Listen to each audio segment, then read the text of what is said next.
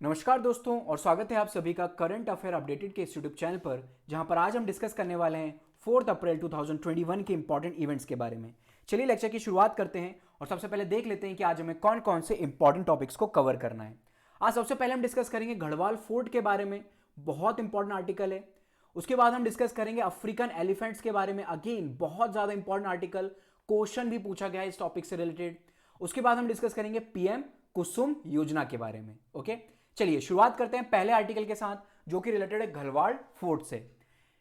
Y Garhwal fort are in news. तो देखो क्या हुआ है, अराउंड 193 साइट्स जो हैं वो डिस्कवर की गई हैं, या फिर हम बोल सकते हैं एक्सकवेट की गई हैं, जो कि गढ़वाल फोर्ट से रिलेटेड है। ठीक है, कहां पर हुई है ये? तो ये जो गढ़वाल वाला रीजन है हमारा हिमालयाज वाला, खास करके जो लोअर हिमालयाज उत्तराखंड वाला जो रीजन है, वहां पर इन फोर्ट्स को एक्सकवेट किया गया है। ओके, देखने को मिले हैं ये फोर्ट। सबसे पहले इन फोर्ट के बारे में कुछ बेसिक चीजें जान लेते हैं। तो देखिए ये जो फोर्ट हैं वो मिडिवल एरा से बिलोंग करते हैं। ओके, तो अराउंड कौन सी सेंचुरी में बनाए गए थे ये?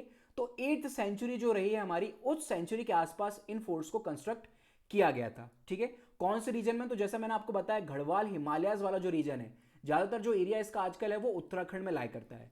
ठीक है, तो इस वाले एरिया में ये फोर्ट पाए गए हैं। ठीक है, उसके बाद अगला इंपॉर्टेंट पॉइंट, तो सी लेवल से आप कहां पर पाए गए हैं ये आपको याद नहीं रखना है कि कितनी हाइट पर थे।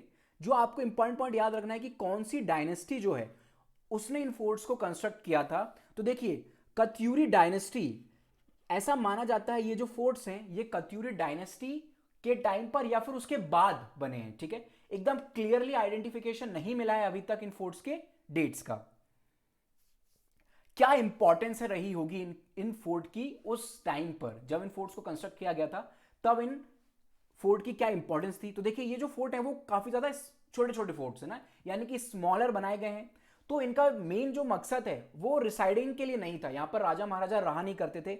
एक्चुअली में क्या हुआ करता था, जो किंग है, जो रूलर हुआ करता था, वो एक बड़े फोर्ट में रहता था और काफी दूर डिस्टेंस पर, अराउंड 15 किलोमीटर के डिस्टेंस पर इन स्मॉल फोर्ट्स को कंस्ट्रक्ट किया गया था। बीच में डिस्टेंस कितना हुआ करता था? 15 किलोमीटर का। क्यों बनाए गए थे ये फोर्ट? तो देखिए यहां पर क्या हुआ करती थी, एक स्मॉल जो ट्रूप्स है सोल्जर का वो रिसाइड करता था, यहां पर भी एक स्मॉल सोल्जर्स का ट्रूप, यहां पर भी एक स्मॉल सोल्जर का ट्रूप। ये वर्क करते थे एज अ सिग्नल। अगर कोई भी एनिमी इन्वेड करेगा तो ये लोग यहां पर फायर वगैरह या स्मोक वगैरह का यूज कर क्या करेंगे, पहले दूसरे फोर्ट तक सिग्नल पहुंचा देंगे। ठीक है, चलिए इसके बाद फिर थोड़ा सा डिस्कस कर लेते हैं कत्यूरी डायनेस्टी के बारे में, जो कि रिलेटेड है इस आर्टिकल से।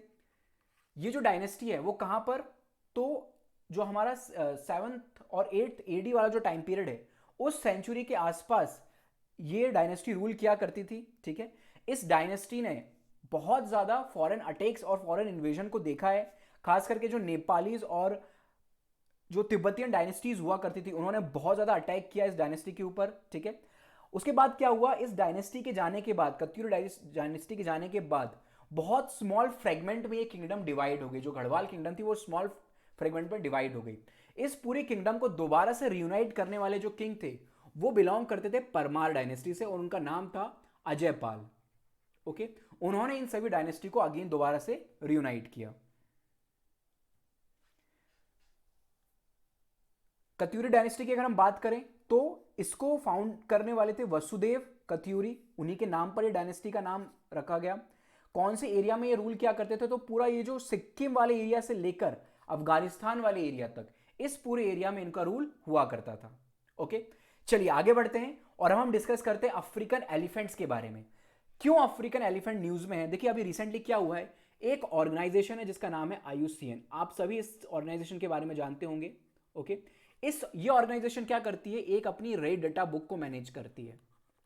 रेड डाटा बुक में क्या होता है, जो भी हमारी डिफरेंट स्पीशीज हैं उनके स्टेटस को बताया जाता है कि कौन सी स्पीशीज जो है वो एक्सटिंक्शन के करीब है, कौन सी स्पीशीज के ऊपर खतरा मंडरा रहा है एक्सटिंक्शन का। ओके, कौन सी स्पीशीज जो है अच्छे खासे नंबर में हमारे एनवायरमेंट में पाई जाती है। तो ये सारा जो डाटा है ये कौन रिकॉर्ड करके रखता है? रेड डाटा बुक में रिकॉर्ड किया जाता है। और कौन उसको मेंटेन करता है? तो आईयूसीएन उसको मेंटेन करती है। ठीक है, तो अभी रिसेंटली क्या हुआ है, जो अफ्रीकन एलिफेंट्स हैं, खास करके जो सवाना सवाना एलिफेंट्स कहलाते हैं, जिन नाम से जाना जाते हैं, उन्हें क्रिटिकली एंडेंजर्ड अफ्रीकन जो फॉरेस्ट है। देखिए अफ्रीकन एलिफेंट में ना दो टाइप के होते हैं, एक होते हैं फॉरेस्ट, अफ्रीकन फॉरेस्ट एलिफेंट और अफ्रीकन सवाना एलिफेंट, ठीक है। तो अफ्रीकन जो फॉरेस्ट एलिफेंट हैं उन्हें क्रिटिकली एंडेंजर्ड कैटेगरी में रखा गया है, और जो अफ्रीकन सवाना एलिफेंट है उन्हें एंडेंजर्ड कैटेगरी में रखा गया है, ठीक है। तो काफी ज्यादा चिंता की बात है, आने वाले समय में अराउंड 50 ईयर्स में ये स्पीशीज जो है वो एक्सटिंक्ट हो सकती है, ठीक है। पहले ये वनरेबल कैटेगरी में हुआ करते थे। चलिए आगे बढ़ते हैं और अब कुछ की इंपॉर्टेंट पॉइंट डिस्कस कर लेते हैं इन एलिफेंट्स के बारे में, ठीक है। सबसे पहले अफ्रीकन एलिफेंट्स जो हैं they are the largest land animal on earth, okay. Even जो एशियन एलिफेंट्स होते हैं उनसे भी इनका साइज बड़ा होता है, ठीक है। इनकी जो ट्रंक होती है, यानी कि जो इनकी लंबी सी नोज होती है, उस पर 2 फिंगर लाइक इस टाइप से कुछ देखने को मिलेगा आपको। यहां पर कितना, 2 आपको देखने को मिलेंगे, 2 टेल्स फिंगर लाइक फीचर्स देखने को मिलेंगे। वहीं अगर हम बात करें किसकी, जो हमारे नॉर्मल एशियन एलिफेंट्स होते हैं, तो उनकी जो ट्रंक होती है उस पर आपको एक ही ऐसा देखने को मिलेगा, ठीक है। यहां पर 2 देखने को मिलेंगे ऐसा कुछ, और यहां पर सिंगल देखने को मिलेगा, ठीक है। तो ये डिफरेंस होता है इनके बीच में। अगला इंपॉर्टेंट पॉइंट जो इनके बारे में जानने का है, ये जो एलिफेंट होते हैं उनका जो लीडर होता है वो एक फीमेल होती है, ठीक है। यानी कि फीमेल लेड ग्रुप में ये सारे एलिफेंट रहते हैं।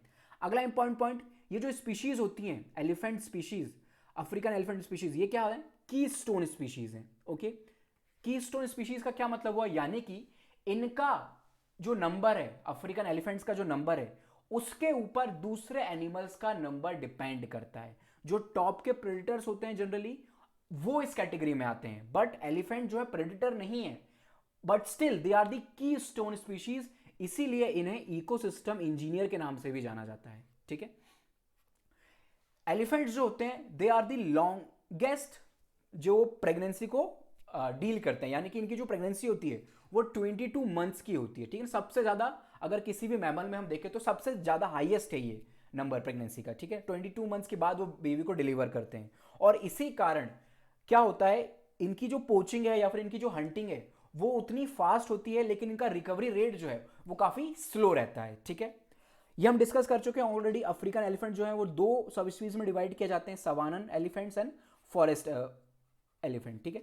इसमें से जो सवाना एलिफेंट्स होते हैं वो ज्यादा बड़े होते हैं साइज में, ठीक है। चलिए अब इनके बारे में स्टेटस देख लेते हैं। तो ऑलरेडी हमने डिस्कस किया, आईयूसीएन जो सवाना एलिफेंट है वो एंडेंजर्ड कैटेगरी में है। हैबिटेट की अगर हम बात करें तो सब सहारन रीजन में ये देखने को मिलेगा हमें। वहीं इसको क्रिटिकली एंडेंजर्ड में रखा गया है अफ्रीकन फॉरेस्ट एलिफेंट को। अगर हम नंबर की बात करें, डिक्लाइन नंबर की, तो 86% नंबर जो है इनका डिक्लाइन हो चुका है लास्ट 31 ईयर्स में, ओके। चलिए आगे बढ़ते हैं। हैबिटाट कौन से एरिया में देखने को मिलते हैं, तो जो फॉरेस्ट एरियाज हैं सेंट्रल एंड वेस्ट अफ्रीका के, वहां पर ये देखने को मिलते हैं, ठीक है। इसके बाद थ्रेट क्या है इनको, तो देखिए कॉमन थ्रेट होता है पोचिंग वगैरह, जो है इलीगल पोचिंग होती है इनकी आइवरी के लिए, ठीक है। और हैबिटाट लॉस ऑलरेडी एक रीजन है, तो सेम सिमिलर फीचर्स, सिमिलर जो रीजन है वो होते हैं सभी स्पीशीज में ही। एशियन एलिफेंट्स की अगर हम बात करें तो देखिए एशियन एलिफेंट में 3 टाइप की स्पीशीज होती हैं, इंडियन, सुमात्रन एंड श्रीलंकन। इनकी पॉपुलेशन जो है सबसे ज़्यादा कहाँ पर रिसाइड करती है, तो इंडिया में हमें कितने देखने को मिलते हैं, तो 28,000 एलिफेंट्स देखने को मिलते हैं इंडिया में, और इसमें भी जो मैक्सिमम पॉपुलेशन है वो कर्नाटका में है, ठीक है। इनके अगर हम प्रोटेक्शन स्टेटस की बात करें, किसकी हम बात करें अब अभी हम एशियन एलिफेंट्स की, तो ये एंडेंजर्ड कैटेगरी में आते हैं, शेड्यूल 1 में रखा गया है और अपेंडिक्स 1 में रखे गए हैं साइट कन्वेंशन के, ठीक है।